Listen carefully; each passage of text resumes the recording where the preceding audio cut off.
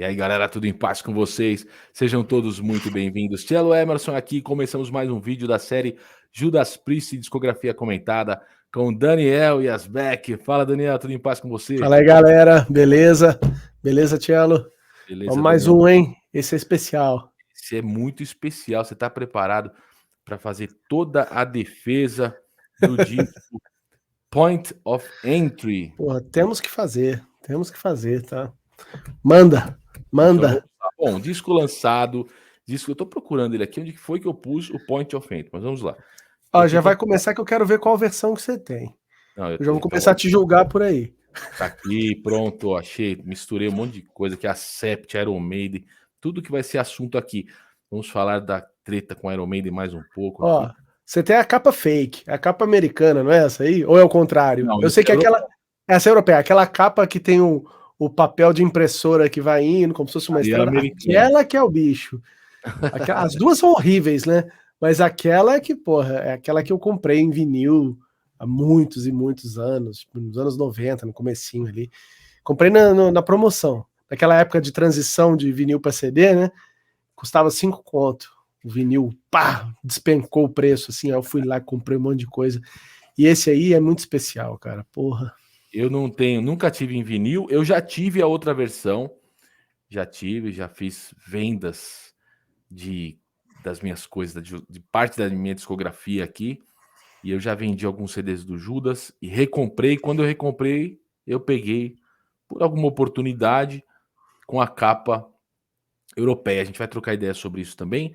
Vocês que Uhum. acompanham aqui a série Judas Priest discografia comentada sabem que a gente traz vários detalhes, curiosidades, informações, resenha completa até o final. Então fiquem comigo e com o Daniel Yazbek até o término do vídeo, porque eu vou mostrar uma loucura que eu fiz aqui, que eu Olha comprei aí. do Judas. Eu comprei camisa já também, estou me preparando para o show. A camisa foi o mais barato que eu gastei nessa compra. Mas vamos falar então, Daniel.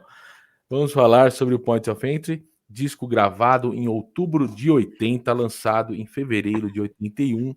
Os caras entraram para gravar o disco em Ibiza. Isso já diz muito. Isso já diz muito, porque o Glenn Tipton diz numa das entrevistas que o disco Point of Entry introduz o Judas Priest aos anos 80.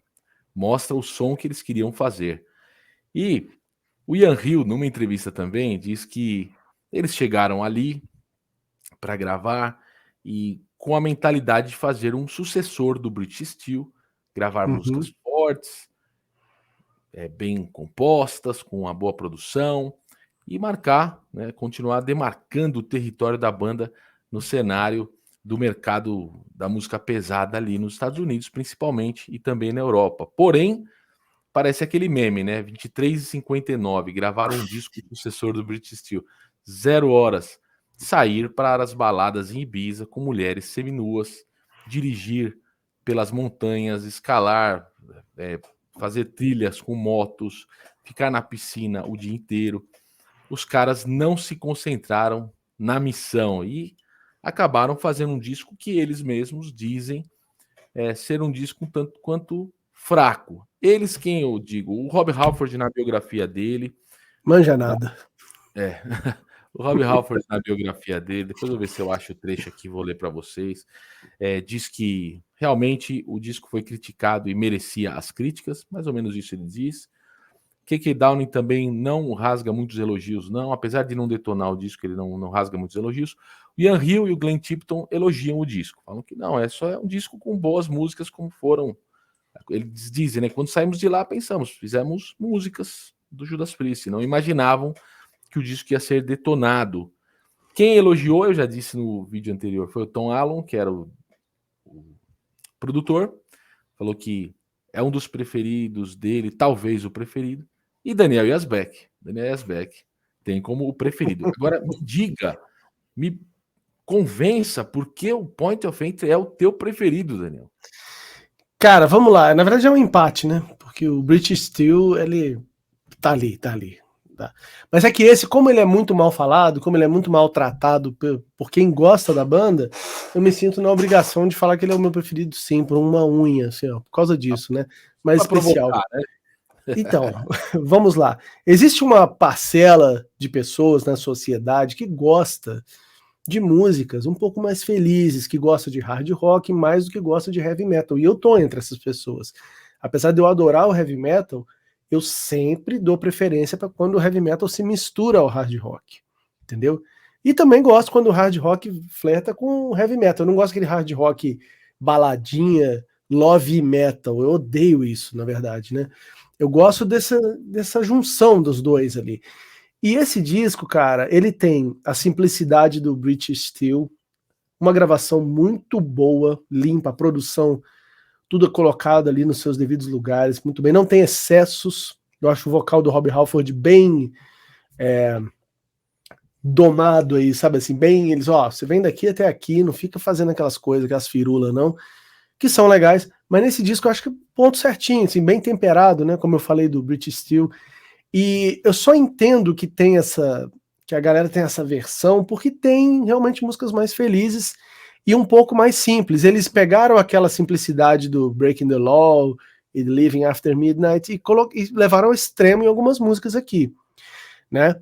E tanto que eu sempre lembro, quando eu ponho esse disco, eu lembro da entrevista do Kai Hansen, eu não sei qual foi, mas onde ele fala que foi uma baita decepção, ele que era um moleque fanático pelo Judas, veio aquele disco, aí de repente veio um novo e ele achou horrível, que ele não gostou de nenhuma música, né?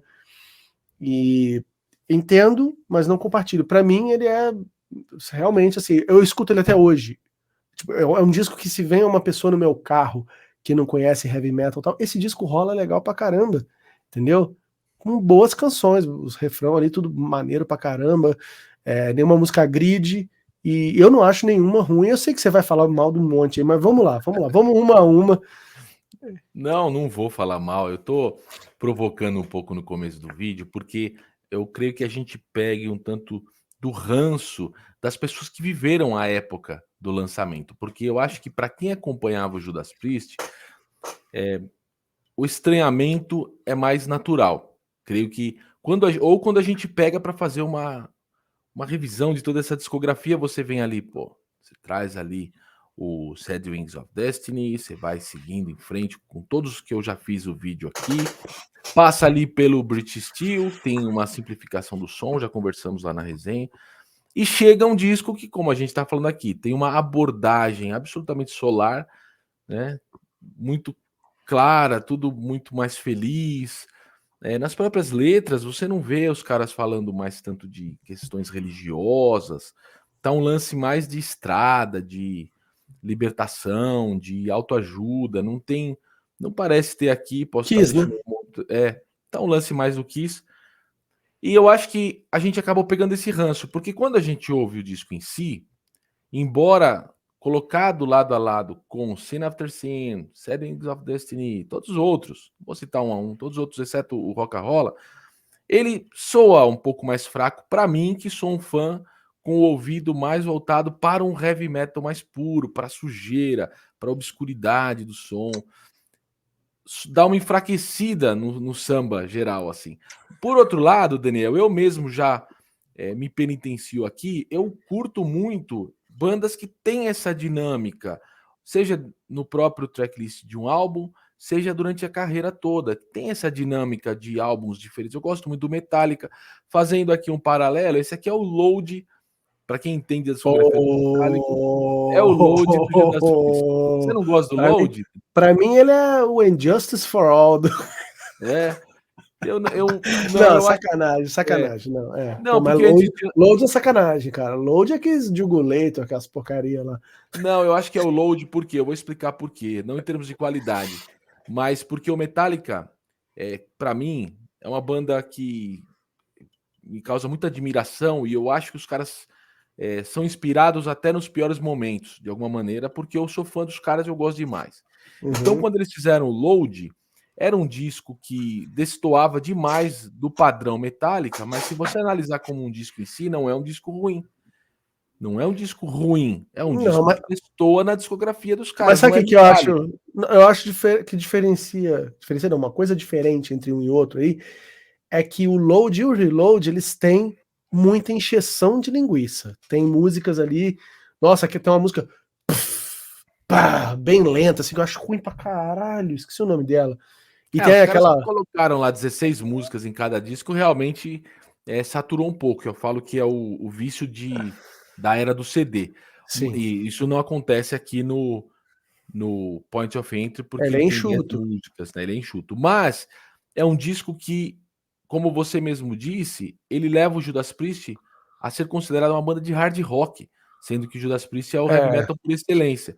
mas E ó, o Metallica desculpa. era uma banda trash até o Angels for All, depois vem com o British Steel deles, com o Black Album, e depois os caras caem para um disco hard rock. Eu tenho um grande amigo, Luizão, ele vai assistir esse vídeo, mandar um abraço aqui para ele. Ele diz: pô, se o YouTube tivesse gravado o Load, eu ia ser fã do YouTube. É Olha pra só cara, como nossa, é, verdade, hein? Eu como ia a cabeça adorar YouTube. do fã né?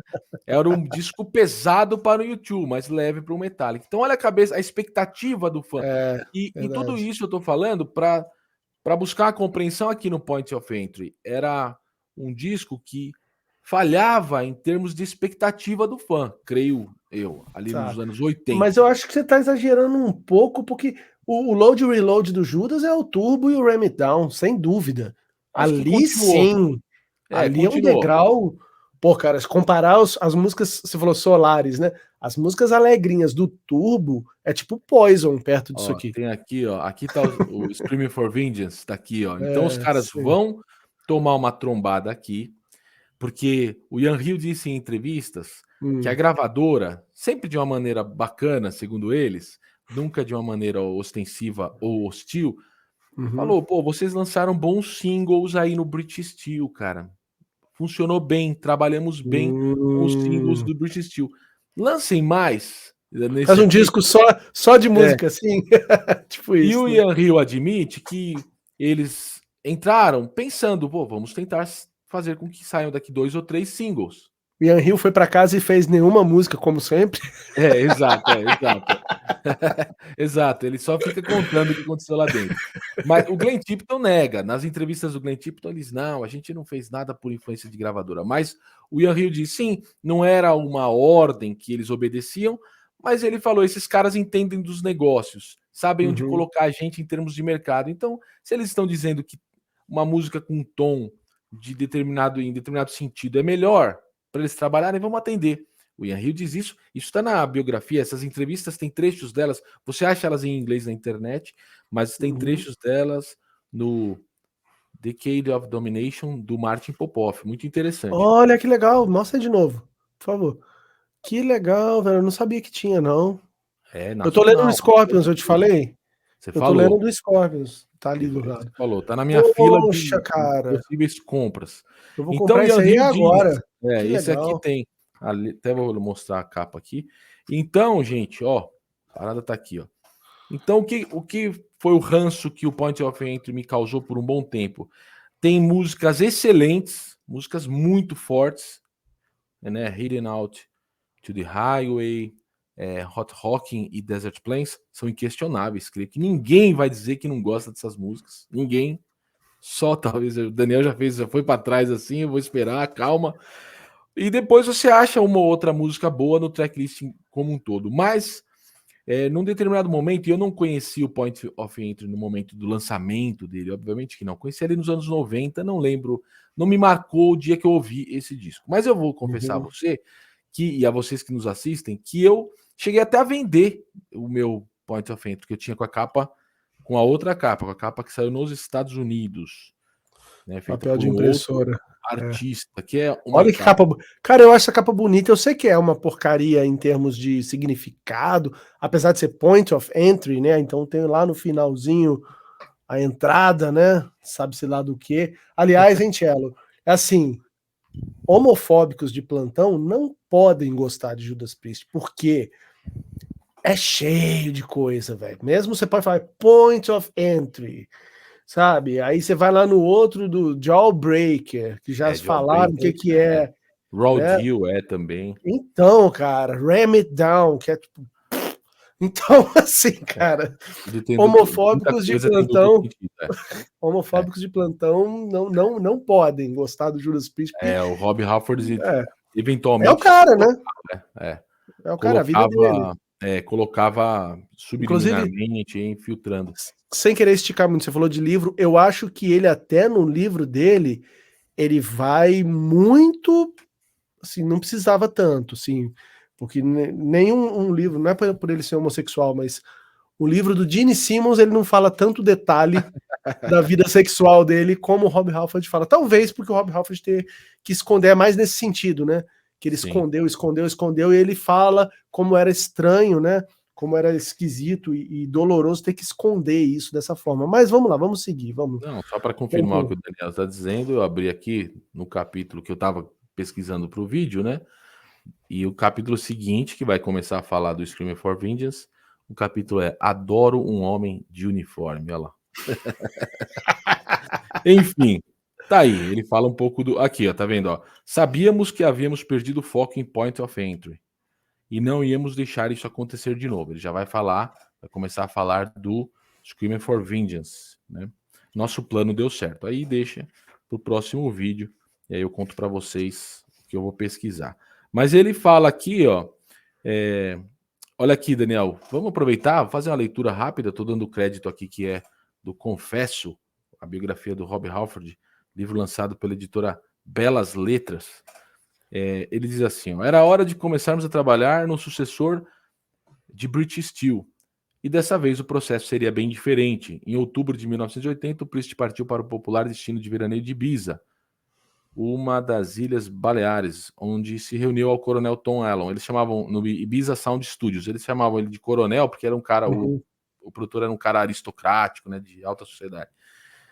Isso se mostraria um erro, diz Rob Halford, não é Cello Emerson não, cara. E se devo ser franco, em retrospecto, acho que deveríamos ter voltado à propriedade de Ringo, que é do Ringo Starr, né, lá em Tittenhurst Park. Botamos a mão na massa e nos focamos em fazer o melhor álbum possível. Em Ibiza havia distrações demais. Vamos lá.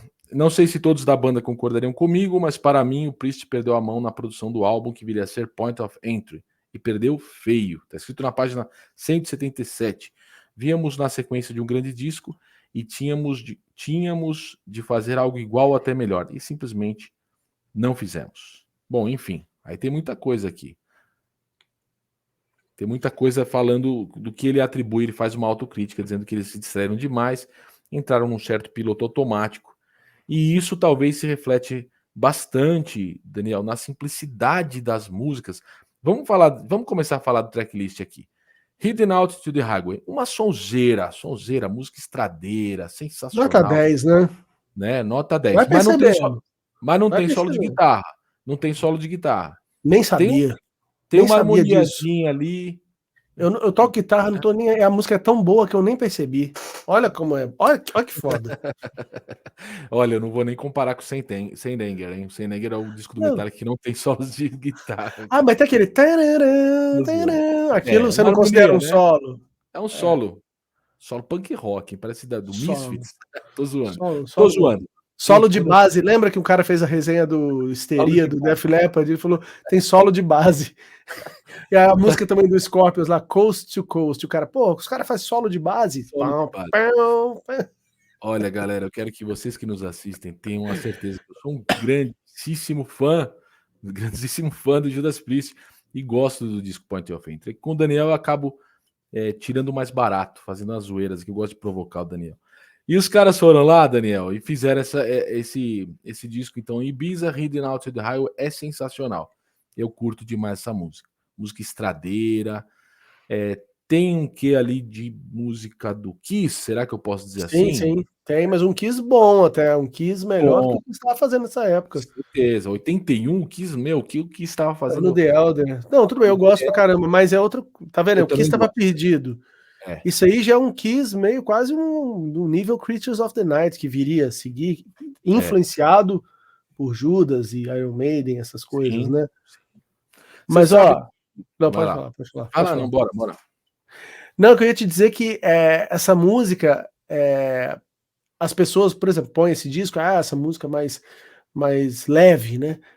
Mas não, cara, acho que é porque tanto falaram, se você pegar ela e colocar ela nos discos anteriores, ela casa direitinho.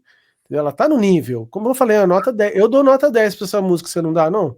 Não, tô nota 10. Até ela caberia no British Steel, cara, tranquilamente. Se Sim. ela tivesse no British Steel. É curioso que eles falaram que eles já tinham composto algumas músicas ali em Londres, foram no estúdio, compuseram alguma coisa e acharam que ficou muito parecido com o British Steel, jogaram tudo fora. Nossa. Passaram a compor músicas novas que vieram a se tornar o, Uhum.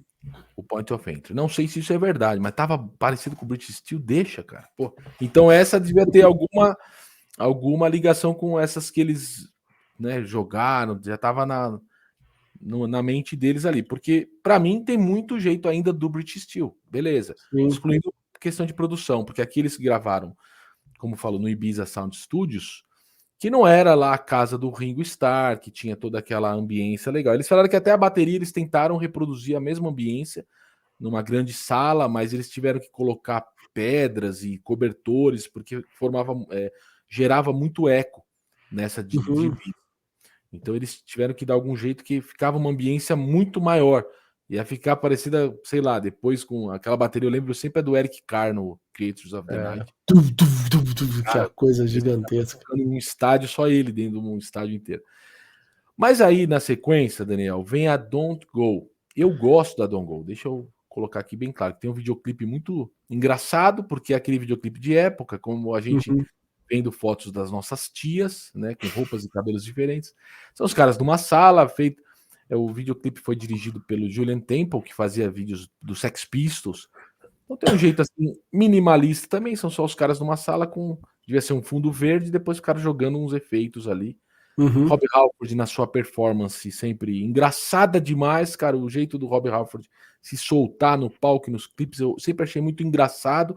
Com todo respeito, não estou fazendo nenhuma gozação com a condição dele de um homem afetivo. Eu estou dizendo que o cara se soltava de um jeito que não se levava tão a sério. Ele trabalhava sério, mas ele não se Uhum. preocupava em parecer o Um tal do metal, fodão ali. É, sim, sabe? sim. Como aconteceu depois um pouco do Painkiller.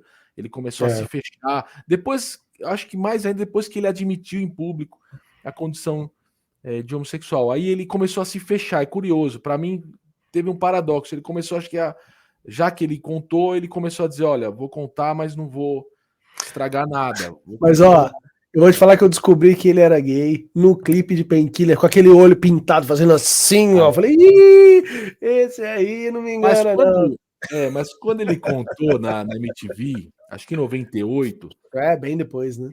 eu me lembro que a gente tinha um bar aqui perto de onde eu morava ainda com os meus pais. Tinha um bar de motociclistas. E os caras chegaram lá com essa notícia. A gente tava tudo lá num domingão à tarde. Assim, pô, vocês viram Naquela o Rob época em Halford que se falava que, tipo assim, nossa, né? Meu Deus. 98. Aí os caras, pô, vocês viram o Rob... Mas olha, Daniel, no meio dos motociclistas lá, os caras, pô, cara, o segredo mais mal guardado do metal, ninguém ligou. Tá, a gente já Eu vou sabia, te velho. contar uma. Ó, você me desculpa, eu vou tentar não falar palavrão, né? E desculpa se tiver Não, criança vendo, diga desliga. o que fala. Porque a gente faz uma coisa mais limpa, mas eu lembro que tinha um amigo meu, que era um baixinho metaleiro lá da cidade, né? Folclórico, assim, que ele era todo machãozinho, né? Tal, cabeludão. E aí ele era vocalista. Aí um dia ele veio, a gente leu na revista, né? Rob Halford e tal. Aí eu falei, e aí, cara, e agora? Como é que vai ficar essa história aí, seu ídolo e tal? Aí ele, não, não, não, mas ele é o que come, ele é o que come.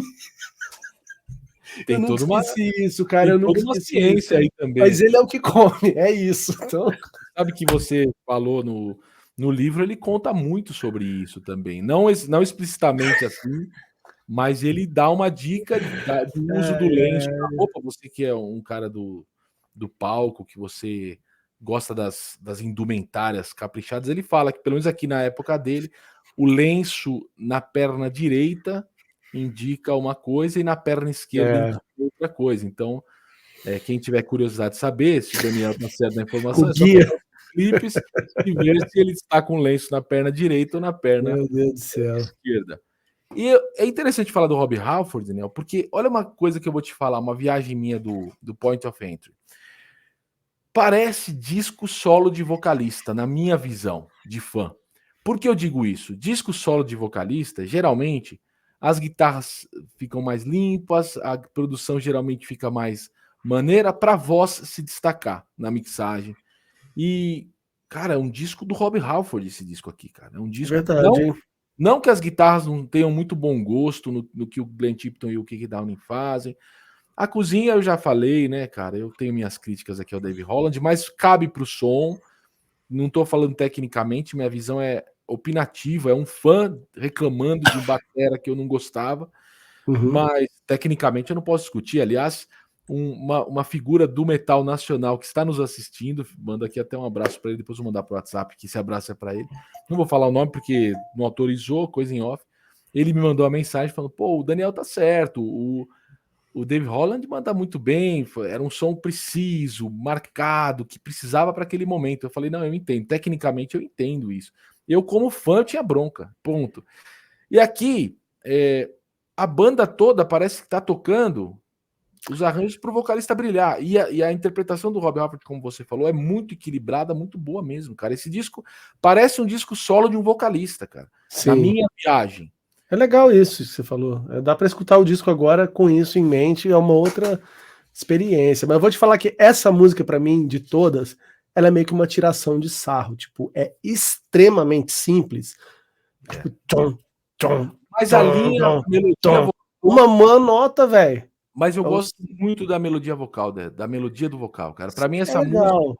E aí vem meu comentário. Essa música representa especificamente o que eu falei.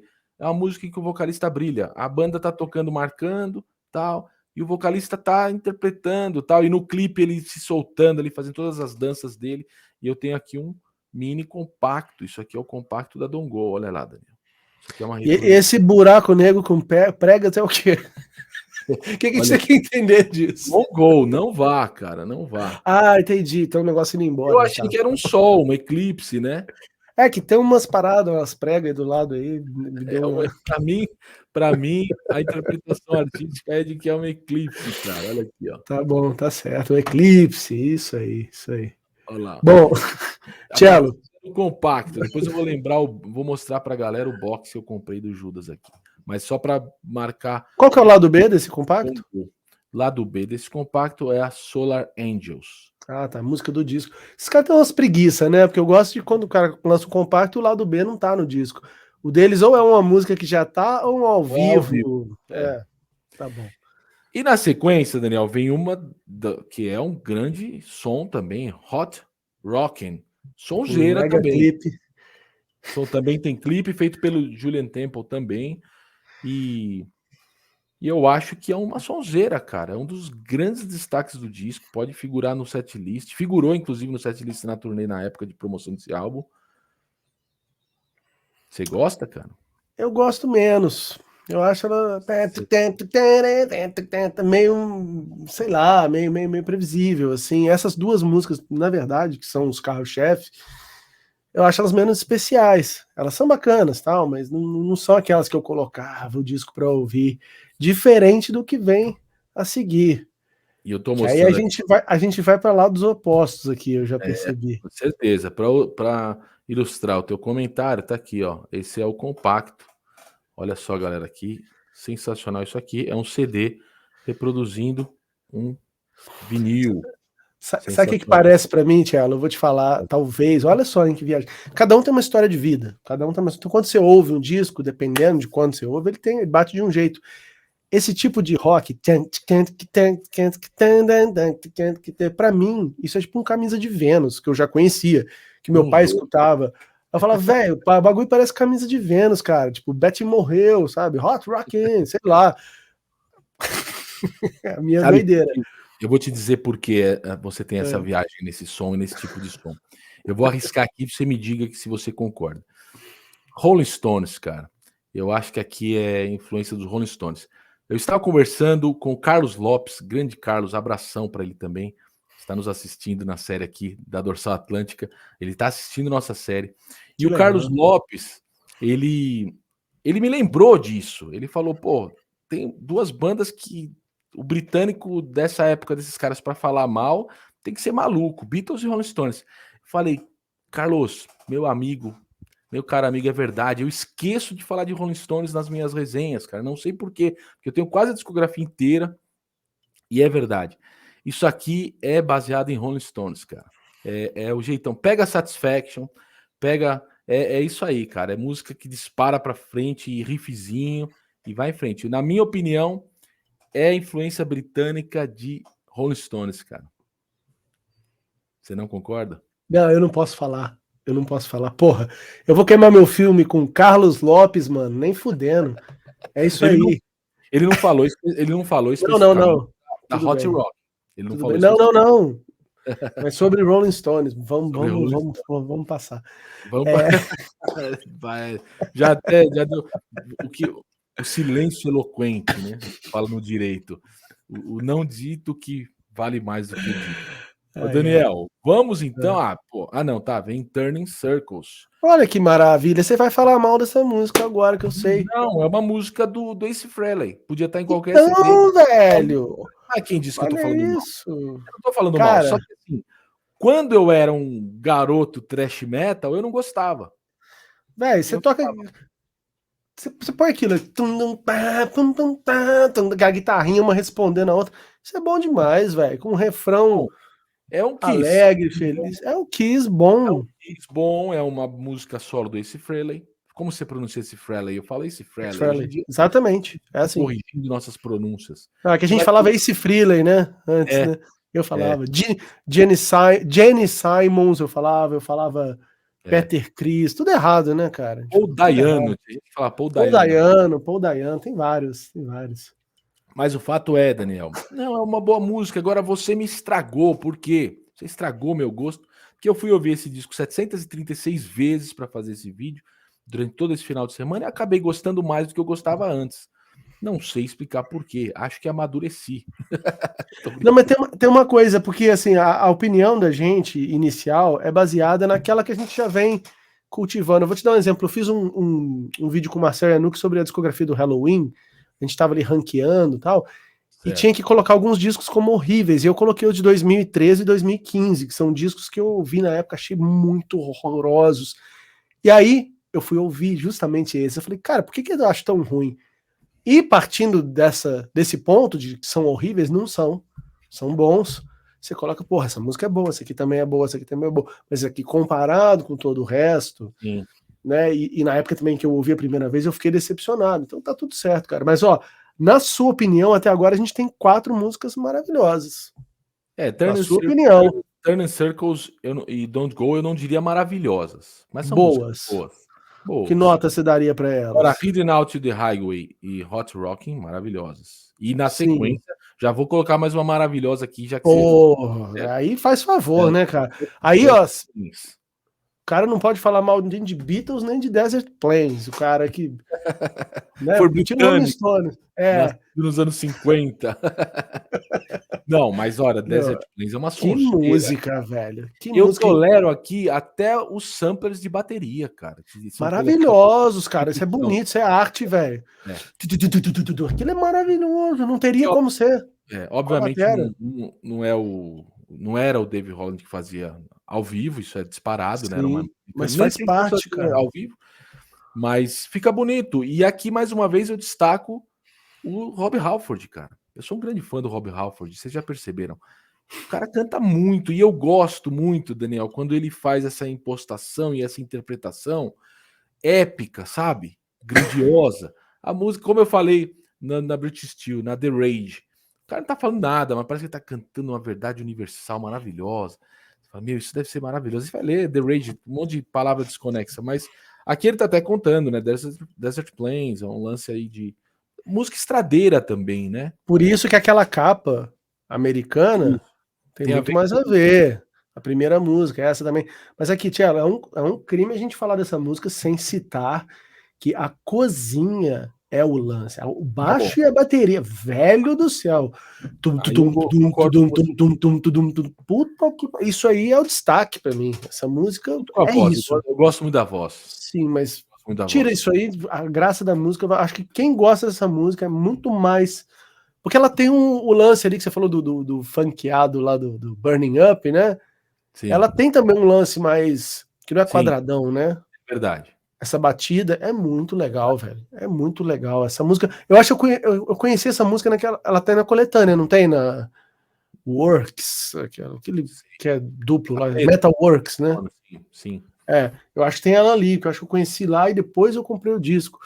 porra, que destaque, velho. Que música sensacional. Eu gosto muito, cara. Eu gosto. Eu lembro, salvo engano, naquele VHS também. Foi gravado em 82. Eles tocam, é muito boa, cara. Aí, pegando o adjetivo que eu falei que o disco é solar, vem Solar Angels. Sabe que eles disco angelical também, Solar e Angels. Sabe que eles acreditavam tanto que esse disco era muito bom? Que essa era a música de abertura da turnê. Mas não devia ser, né? Porque, porra, olha a primeira música do disco. Eu também acho que aqui... Põe essa. Ela é legal, mas, porra... Tá legal, ela começa com uma guitarra... o andamento delas. Começa com a guitarra suja, né, Daniel? Num disco tão limpinho, né? Começa um timbre mais... Aquela coisa. Deve ser um pedal específico que é usado, né? E é uma música boa, mas aí é uma música boa só também, né, Daniel? É maravilhosa, vai, me prove o contrário.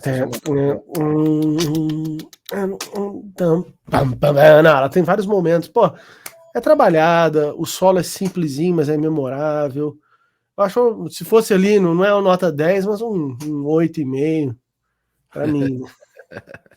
Não, eu tô deixando você fazer a defesa do disco. Eu tô guardando pra próxima. Tô guardando minhas energias pra próxima. Eu gosto da melodia vocal de novo.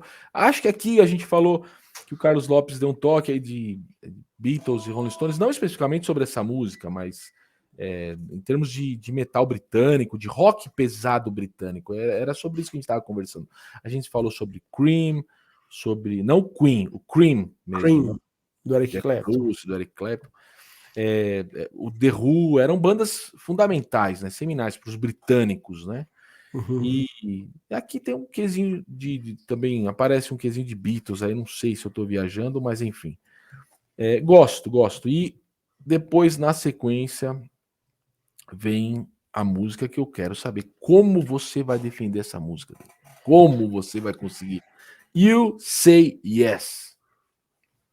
O que você vai falar? Vamos lá. Primeiro, né? É bom. Riff, check. Criativo. Tem outra guitarra, faz a resposta. Isso aí sempre ganha. E o refrão que... You say yes, I say no. Sabe? É gente boa, cara. É legal, cara. Eu fiz o no assim, né? No. Parece... Pra mim... Eu acho bonito, cara. Eu acho bonito. É maior, assim, tonalidade maior, né?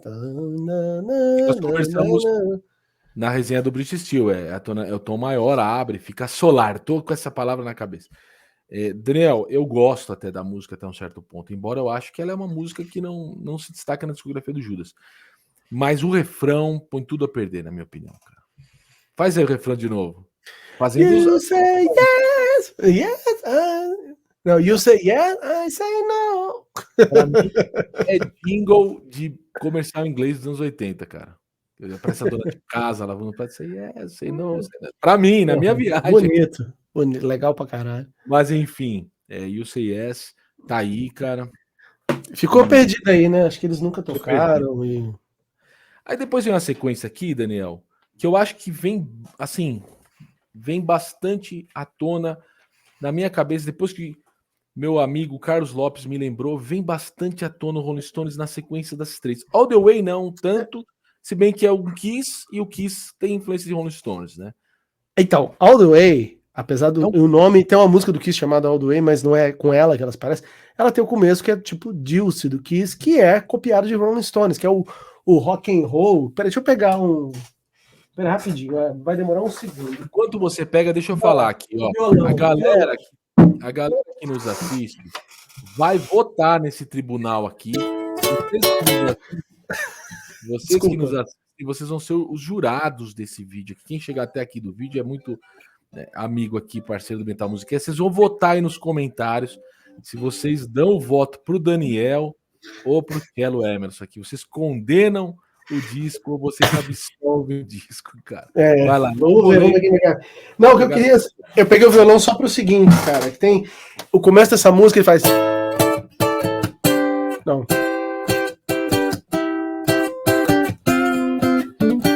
Aí você tem a Dulce do Kiss, cara. E tem várias do Rolling Stones, tem o... Tudo isso que eu tô fazendo é o rock and rollzinho aqui do Rolling Stone, que são 2 acordes que eles tocam sempre dessa... Você já ouviu muitas músicas que tem, né? Tem um monte. Rolling Stones tem... Aliás, tá até meio desafinado o violão, me desculpem. Não, mas relaxa. O Keith Richards, ele afina de um jeito... Explica na biografia dele também. Fica... Não, pera aí, assim. É assim. Ele toca... Que ele toca esses acordes usando mais cordas ainda do que o Kiss e outras bandas, fica mais legal, é mais cheio, dele, né? mesmo, mais cheio. E assim, é do caralho, e pô, se eu ouvir isso numa música do Judas, logo de cara, essa música já me conquistou, é a minha preferida do disco. Sério? Do disco, nossa. É fãzaço do Kiss, cara. Porra, cara. O cérebro tá padronizado nessa... O que eu posso fazer, né? Não, é uma eu vejo o mundo assim. E depois, Daniel, eu faço mais ou menos o mesmo comentário para Troubleshooter e On The Run. Cara, eu acho que os caras se influenciaram muito mesmo aqui, até pelo Rolling Stones da época, cara, porque o Rolling Stones já tava também mais pop, né? Já tava virada do fim dos 70, beleza. 81 ali, né? Que eles fizeram aquele disco. Em 78 eles ficaram meio na cola da disco music do punk rock, mas foi o último, acho que mais estranho dos Rolling Stones. Depois eles começaram a entrar no Tattoo You em 81. Que é todo assim, meio com esse clima assim, aí. Né? Que curiosamente é no ano do lançamento. Exatamente. Do Entry. Então, comum. Foi bem pensado o lance do Rolling Stones, que aqui eu acho que se reflete muito, cara. Mas só que a Troubleshooter, principalmente, para mim, ela me lembra a coisa do For Those About to Rock, do AC/DC, mas é misturado com o Rolling Stones mesmo, que é que é uma levadinha um pouco mais leve até do que o AC/DC. Uma boa música. A última, on the Run, né, que chama. Ela eu acho genérica, é mais genérica, né? Eu acho ela bem mais generiquinha, a mais genérica do disco, é a que eu não ligo muito. Mas, cara, descasso, velho. No meu CD vem a Thunder Road, de bônus track. Ah, tá. Essa aí não é do disco mesmo. E Desert Plains Live. É curioso que Desert Plains Live, os caras tocam, parece que é outra música, de tão rápido que eles tocam, né, cara? Porque aí perde o gingadinho ali, O groove dela, a cadência dela é que torna tão interessante ela mais maneira. Sai acelerado, você parece que, o que esses caras tomaram para sair tocando dessa maneira? Mas ao vivo a coisa muda de figura, né? E eles realmente, nessa época, deviam estar experimentando muitas coisas nas turnês aí. E aí, Daniel, o disco não vendeu bem, cara. A informação que a gente tem aí das biografias, das entrevistas da época, é que eu vou chamar assim, esse pop metal que o Judas Priest propôs, não caiu nas graças do público metal, que estava acompanhando os caras, e não caiu nas graças tanto do mainstream que eles queriam atingir. Eu digo isso com dado objetivo, não atingiu grandes destaques nas paradas. Ficou assim, 44º, não sei aonde. Sim. Vendeu ali 450 mil cópias, você fala, pô, os caras, isso aí para eles na época não era... Você vê que o Acept vendeu do Boss Duel 2 milhões de cópias e a gravadora falava, não tá bom, 2 milhões de cópias ainda não vira. Então, do Judas de saída, de pré-vendas da época para as lojas, 450 mil. E não foi considerado um sucesso. Os empresários, tá na gravadora, o escritório que empresariava eles começou a pressionar por mudanças. Olha só, Daniel, olha só a galera que nos assiste. Os empresários queriam que eles parassem de usar roupas de couro. Os empresários sabiam tudo, né? Queriam que eles parassem com o lance mais metal, queriam que o Rob Halford parasse de entrar de moto no palco, porque lá no British Steel, ali no Hellbent for Leather, eles começaram, né? Então isso marcou muito. Se bem que eu nunca entendi essa, assim, ele anda de moto, tipo, 2,5 metros, né? É só isso, né? Tipo, ele não dá um rolê, empina a moto. Não, no Globo da Morte, não. Ia ser do caralho, em Globo da Morte, no show de... Pô, não tem o batera do Motley Crue que ficava girando e tocando batera. Verdade. Mas ele fala que eles queriam, né, fazer o espetáculo, tá? E um dia diz ele, né? Esses caras às vezes inventam histórias para ficar uma coisa mais romantizada. Mas diz ele que viu umas motos lá enquanto eles passavam o som de tarde, e ele ficou lá perto da moto. Quando o dono da moto chegou, ele falou: pô, você empresta, eu vou subir hoje com a moto no palco, cara. O cara era fã do Judas Priest, estava lá na casa, falou: pô, legal. Eles entraram pelo backstage, subiram. Falou que a galera foi à loucura quando chegou com o ronco e tal. Depois fizeram até contrato com a Harley Davidson. A Harley Davidson começou a patrocinar eles. Isso caiu meio que nas graças. Eu também não. Assim, não vou causar nenhuma heresia aqui para os grandes fãs, mas também não faz minha cabeça também. Não é isso que faz eu falar, pô, eu gosto de Judas porque os caras entram de moto. Cara, mas é importante. Essas besteirinhas, cara, são importantes pro lance. Igual o negócio do Ozzy com o morcego, que é coisa mais idiota do que isso, mas que virou, né? Compôs ali a imagem do cara, velho. Posso dar uma informação que senão eu vou esquecer. Sabe o que eu acho curioso, Daniel? Nessa época a gente falou dos Rolling Stones, né? Do Rolling Stones, tá falando aqui do. Tinha o Kiss, tá falando do. Tinha aquelas bandas americanas que americano ama, que nunca teve muita introdução aqui no Brasil, como Real Speedwagon. Adoro. Sabe? Adoro. Turner Overdrive. Não, eu gosto também. Mas não caiu muito nas graças do brasileiro, né? Mas lá eles eram gigantes, né?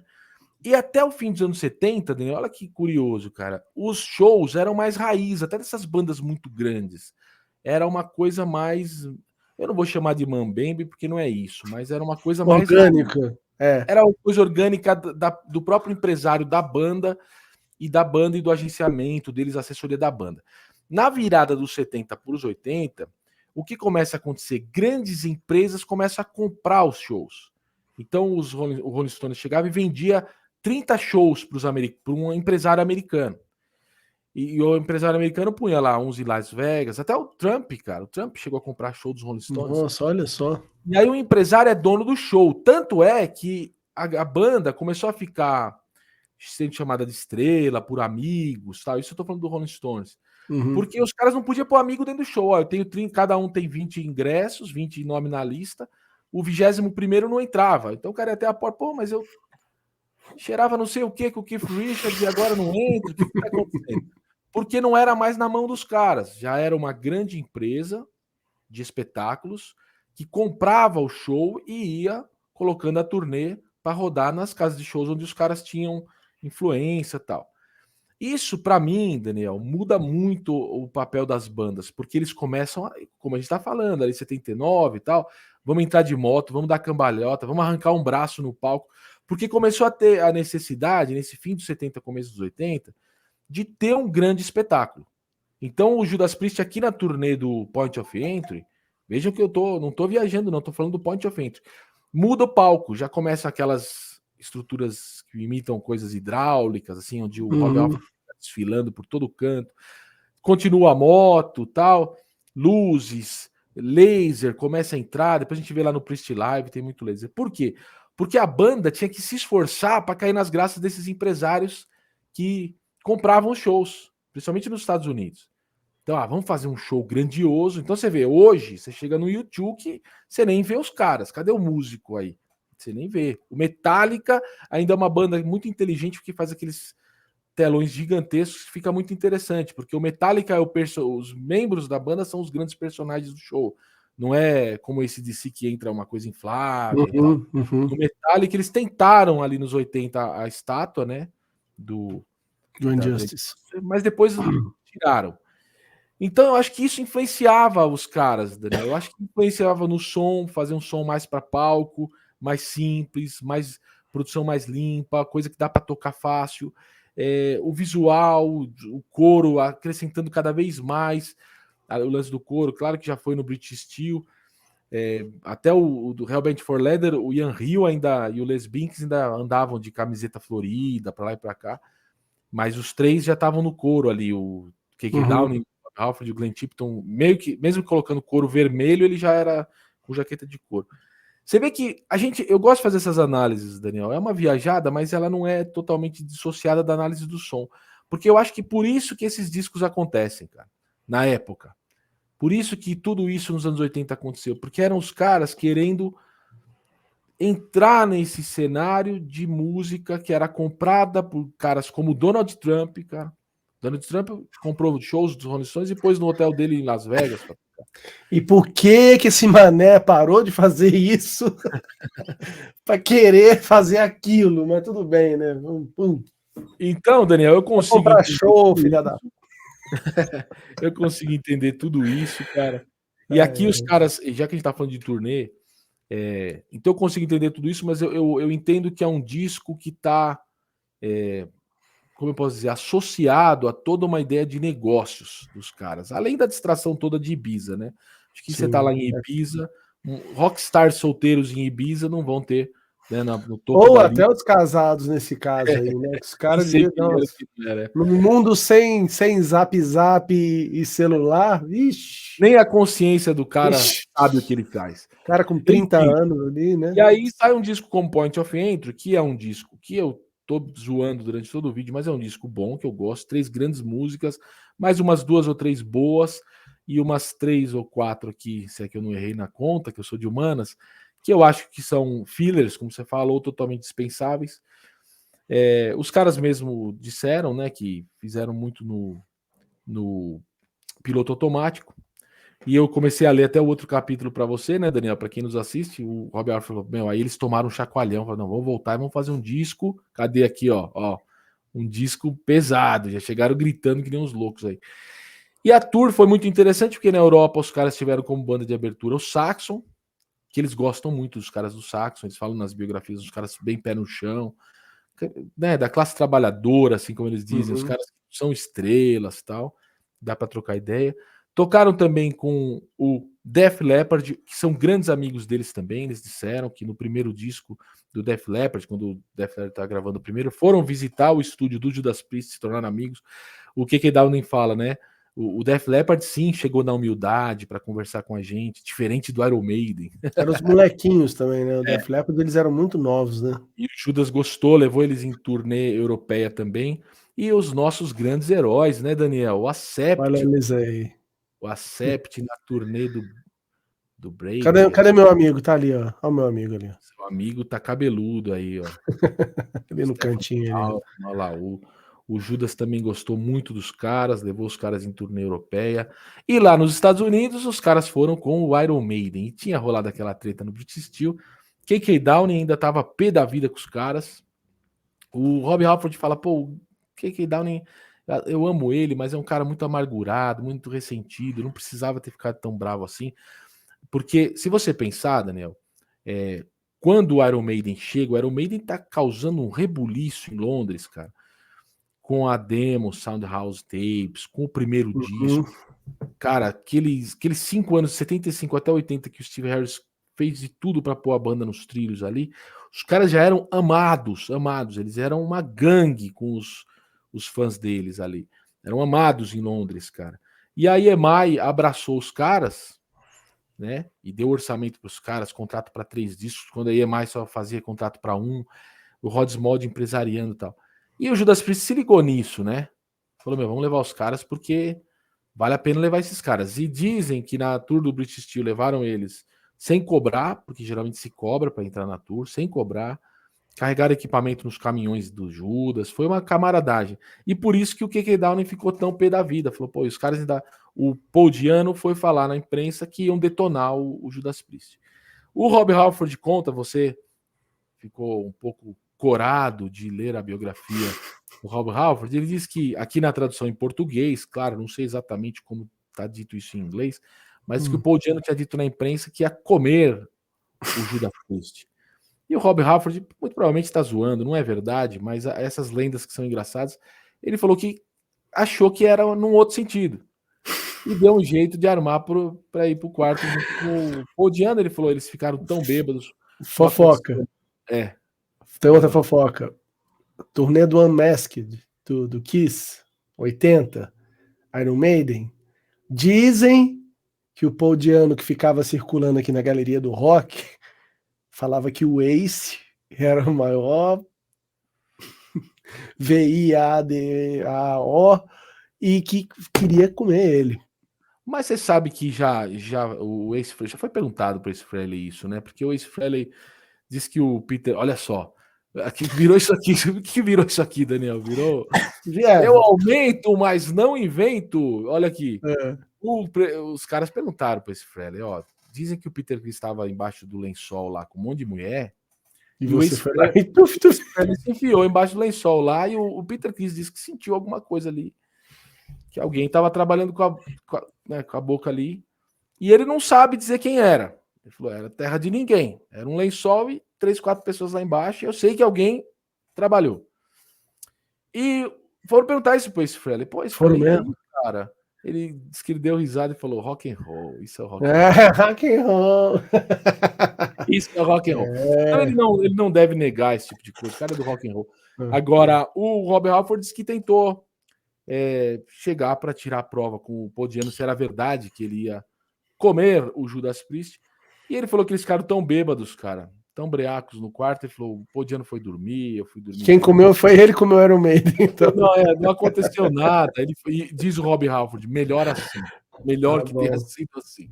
E a verdade é que, volto a dizer, os jornalistas que cobriram essa turnê do Judas com o Iron, e jornalistas que amam o Iron Maiden sempre respeitaram muito, dizem que não, que o Iron Maiden foi um pouco provocador. O Rob Halford disse que é assim que as bandas têm que ser mesmo. O Rob Halford foi gente boa.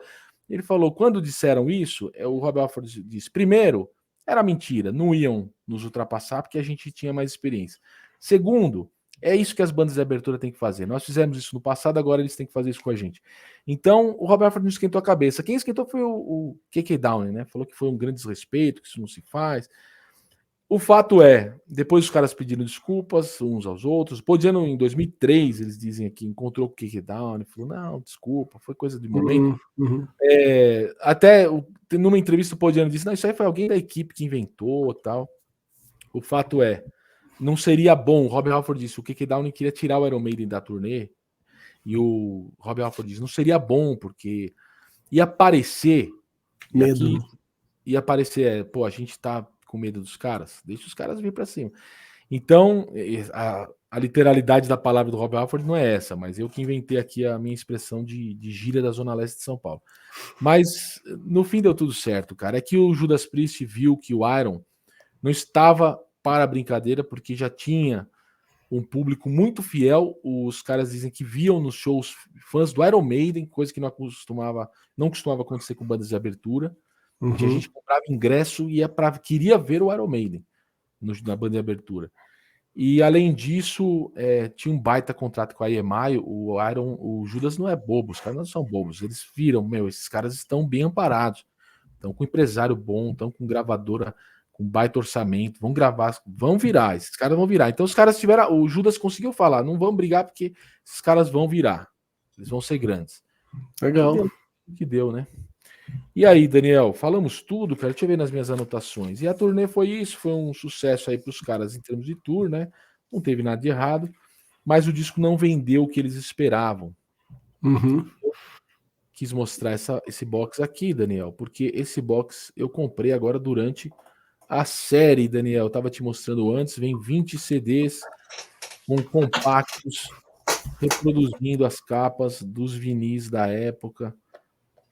Olha só, coisa de muito legal, hein? Bom gosto, mas só para um livreto. E eu comprei agora durante a série, olha só, Daniel. A série me influenciou essa moeda. E eu mostrei os dois compactos aqui, do Hot Rocking e Don't Go. E muito agora... bom. Falei demais, Daniel, você diga aí o que você... É isso mesmo, falamos tudo, eu consegui expor porque que eu gosto, né, e é isso aí, cara. E os discos, eles vão aí se transformando, dependendo do momento da nossa vida, a gente vai gostando mais de um, mais de outro, mas sabemos que é um disco bom de uma época, né, que eles não fariam nenhuma cagada nessa época, né, de 75 até... Não, 75 não, 76 até 84, pelo menos, é tudo filé, né? Aí depois... Eu sou suspeito, Daniel, porque pode me chamar de Priest Minion também. Tem amigos que já me chamam de Iron Minion, Maiden Minion. Pode chamar de Priest Minion. Eu, assim, a rigor, que eu me lembre agora, nem o Hammer It Down eu diria assim que é um disco que o cachorro vai cheirar e vai jogar terra em cima. Nem o Hammer It Down. Se bem que o Hammer It Down peca muito pela bateria eletrônica, mas isso a gente vai falar no vídeo específico. E o som das guitarras, tá? A produção defecou geral. Mas assim, tem umas 4 músicas lá que se salvam, como composições Blood Red Skies. Acho até mais, viu? Eu Não, gosto. mais que 4? Mais que 4? Eu tô Mais que lembrando 4. aqui, umas 4 para mim.